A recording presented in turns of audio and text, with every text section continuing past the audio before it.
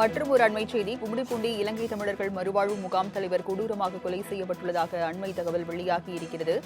தற்போது இதற்கு நீதி கேட்டு போராட்டமானது நடைபெற்று வருகிறது. இலங்கை தமிழர்கள் மறுவாழ்வு முகாம் தலைவர் மரணத்திற்கு நீதி கேட்டு முகாம் மக்கள் சாலை மறியலில் ஈடுபட்டுள்ளதாக தகவல் வெளியாகி இருக்கிறது. அதனை அண்மை செய்தியாக பார்க்கிறோம். விவரங்களை செய்தியாளர் சந்திரசேகரிடம் தகவல்களை கேட்கலாம்.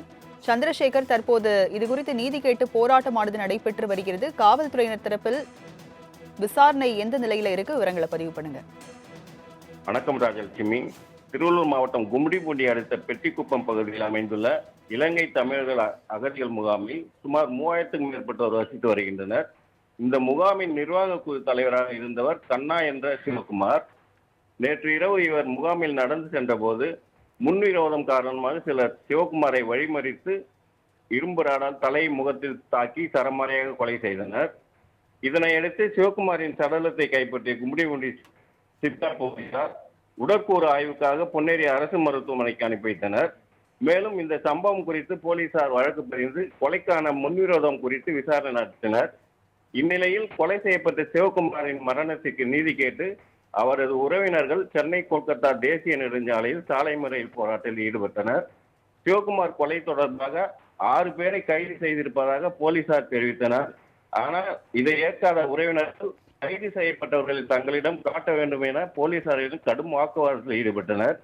மேலும் குற்றவாளிகளை முகாமுக்கு மீண்டும் அனுமதிக்க கூடாது, வேறு எங்காவது சிறப்பு முகாமுக்கு அனுப்ப வேண்டும் அல்லது அவர்களை நாடு கடத்த வேண்டும் என்று கோரிக்கை வைத்தனர். ஒரு கட்டத்தில் போராட்டக்காரர்களுக்கும் போலீசாருக்கும் இடையே தள்ளுமுள்ளு ஏற்பட்டது. பின்னர் அவர்களை சமாதானப்படுத்திய போலீசார் வட்டாட்சியர் அலுவலகத்துக்கு அழைத்து சென்றனர்.